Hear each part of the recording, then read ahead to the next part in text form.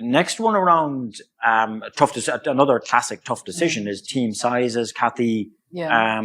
We might reduce a team size for lots of reasons, but that can also take on a life of its own, can't it, in terms of how people perceive it if it's not explained very well.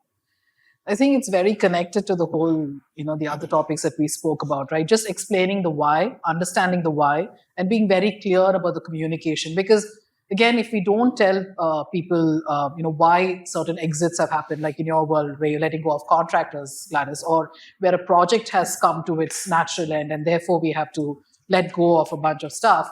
But also, I think explaining to employees the bigger picture, right? When we're talking about attrition as a whole at Merit or within data operations as a whole, where are we standing in terms of our overall attrition percentage, and how many of those exits were forced exits as well? So start with the bigger picture and explain to employees it's not as bad as you think it is. It may be that there are a few teams where we've had to right size because of efficiency gains, because of contractual changes and so on. But we make every effort to make sure that the exits do not impact people too much, in the sense that we ensure that we give them opportunity, for example, to move to other projects. Every person who's looked at, or any project that has been earmarked for closure, every single employee in that project is then assessed in terms of skills and capability for other projects. We do not recruit externally until we have assessed people internally. So that kind of messaging, I think it's very important to let people know. But where a decision has been made that this is not possible, every avenue has been researched and there is nothing else that we can do, we have to take that hard call on the exit. It's equally important to own that decision. Again, going back to your point that, it cannot be management said this, SLT said this, there has been a decision that has been made and I'm the good guy here.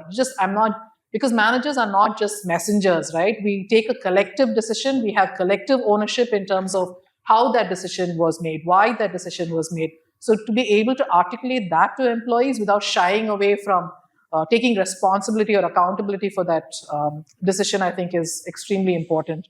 Yeah, and to make sure they got the perspective. I think in a business like Merit, where we have 30 or 40 teams, there's always going to be teams that are going up in their headcount and teams that are going down.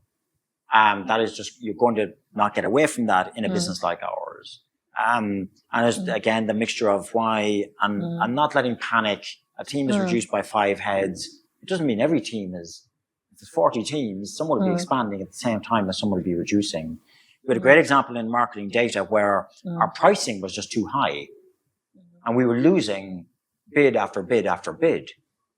To the degree that we really had to overhaul that team, bring in more technology, reduce the team size, and we reduced our price to the market by about 30%. And that's put us back in the game. We're winning work again, and we're securing the team members that are there. Okay, we had to let go of some people and reduce the team in order to secure the remaining people. So that's an example of where there was really, really strong decisions for driving in a lower technology because our price just was not competitive. And we were going to lose business. And if we kept going in 12 months, we'd have no employees. So better off take the action, get the technology in, reduce a small number of employees and secure the employment of everybody else. That's the kind of decision making we would make. And it's the right decision, undoubtedly. But it's very easy for that to turn into a drama. Yeah. Which is the manager's job to be kind of to be rational about it and rational about it. Also, it gives the opportunity to for us to talk about people who have been upskilled, right, to meet that new requirement. So where automation has come into play for certain aspects of the job, there's also opportunity created for more higher skilling up of people within the team. Whereas earlier on, they would have done the very basic web research. Now they have opportunity to speak with clients, for example. So I think that we need to speak about as well, that you're not just bringing in automation, but you're enabling growth of other people within the business. So related to this topic of difficult decisions, difficult messages, difficult situations,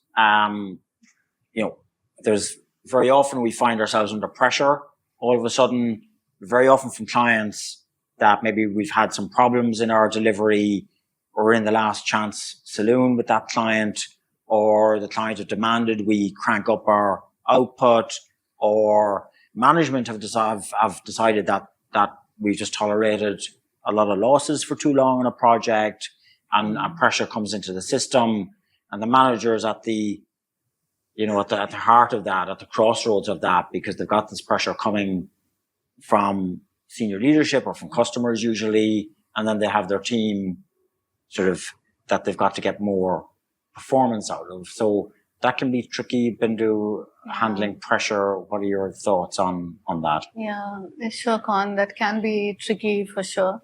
Especially, it's easy to just, palm off the pressure or put pressure on the people below you or, who are reporting to you.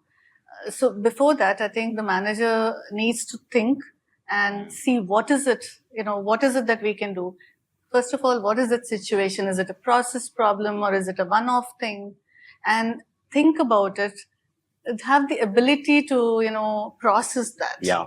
I think that's what a good manager would need to do. Process it and not just pass it on. And not react to it. And not react to it. See what is it that I need to do in order to, get it right, get the situation right or fix it. Just pause for a moment, take stock. It might be a short-term piece of pressure. It might be just over the Christmas period, we need to do this, or because there's a change for the customer, we need to be able to deliver X. Or it might be, no, we have to really rebuild how we're working here. Yeah. And it is a longer-term thing we need to construct quickly. But it is important they pause, they think about it deeply, and then act. Yeah. So that, you're not reacting. Yeah. And it may be a systemic issue. It may be, so look at it. How often have you seen that?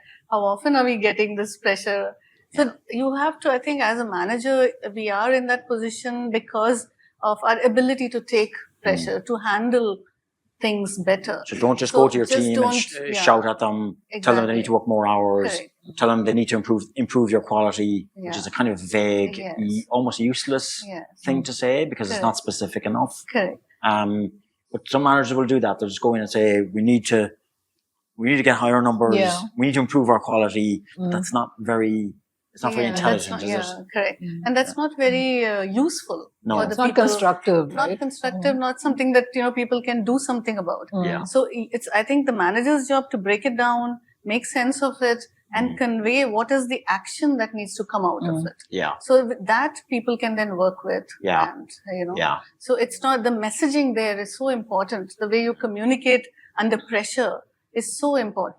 Yeah. It's not just about passing it on to people. Because it's our duty as managers as well to cushion it a little bit, right? Yeah. As you rightly said, not the reason that we are in management positions is because we should have that ability to absorb that pressure, not just pass everything on. Yeah. So it's our duty to our people to make sure that they feel safe. They don't get all panicky thinking, oh, all of this is happening and now, the client is going to leave or the client is really upset and things like that. So I think always being aware of the fact that not everyone has that same level of maturity to be able to take that feedback in the same way that we did is really important. So leave out all of the bits that can cause all of that grief and pain and tears for the frontline staff and instead go to them with a very clear plan of action. That is really important. Yeah, it's a fine balance because if you come off a call where the client has given you a skinning and they're rattling about pulling the business, as a manager, you've really got to hold your nerve. You've got to maintain a level of calm. You can still have an urgency, but not panic. And don't panic those under you. Work through the actions, as you said, Bindu. Okay, what were the 3 messages from that client? What were the 3 issues they raised? Number 1, what are the actions to resolve that? Number 2, what are the actions to resolve that? Number 3, what do we do to resolve that? Just to really be calm and be methodical about the actions that you're addressing. But you're right, Kathy, we've got a duty to shield our people from panic in particular. Otherwise, it ends up in a really bad position, I think. Yeah. And sometimes I think it's okay to tell them that they are under pressure, but it's the how it is communicated, right? Yeah. It's okay to say that the client is putting pressure. It's okay to say that, the that client we is on the are warpath. challenging, we are under pressure to deliver under challenging circumstances. But it's how, sometimes you can ask them for ideas. Sometimes, like, you can sort of include them, to resolve that, Yeah. or like, that problem, or For sure. Correct. so. Yeah, you can share it with You with can the, share with the it, client yeah, which members. is nothing Bring them wrong. into the Yeah. resolution of the problem. Yeah. Nothing wrong with taking it. Here are the 3 issues the client Yeah. raised. Can we work through those methodically now? Can we work through those systematically? Can we galvanize ourselves into a specific target per Correct. day? Why are we making these? Let's understand why these mistakes are coming up. What can we do to minimize them? What extra checking can we do? What extra system improvements can we make? How are we going to get those errors down? Just work through it really methodically, maybe with speed, maybe with a little pace for sure. But yeah, it's just the way in which the demeanor in which you carry yourself is going to be important. Yeah. Exactly. And So it's people not- look to, sorry. Sorry, go ahead. So people look to a leader for calm and, for them to be able to, I think they lose faith in the system, or they lose faith in the leader if they don't see them staying calm in a storm. But then it's very easy for them to all get really panicked in that situation, right? So I think it's definitely the responsibility of the person to show that even if you don't feel that inside, That's right. to have that facade of saying, yes, it's going to be fine, and then motivate them saying, it's fine, it's fine. We can get there. We'll get there. To motivate them a little bit, I think it's absolutely important that we are able to absorb that pressure, not show it out. And also, so when the leader or the manager is coming off that client escalation call, the team shouldn't be like, oh my God, now I'm going to get, bombarded Yeah. with things. And that shouldn't be the feeling. You should have faith that, my manager is going to handle it. We are all going to help and be with them in handling it. We can handle and, just have that confidence that it's a situation, we are in it together, we'll come out of it. There's no point at, finger pointing or blaming, and that doesn't get you anywhere. So, that's not the sign of a good leader. So No, you have to accept the mistakes we've made, perhaps, and just get on with fixing them. And also going to your higher ups, right? Yeah. Also where you need help. You need certainly your team to roll in behind you for sure, especially on the delivery issues, but also taking it to the people above, again, just for ideas, for ways to find time and space to get to where we need to.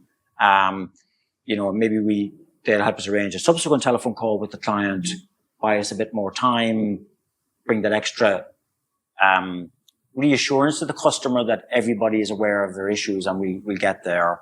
So don't be afraid to go to the higher ups as well with the problem. And then everybody can galvanize in around it. I think that's probably the right thing to do. Yeah. Yeah.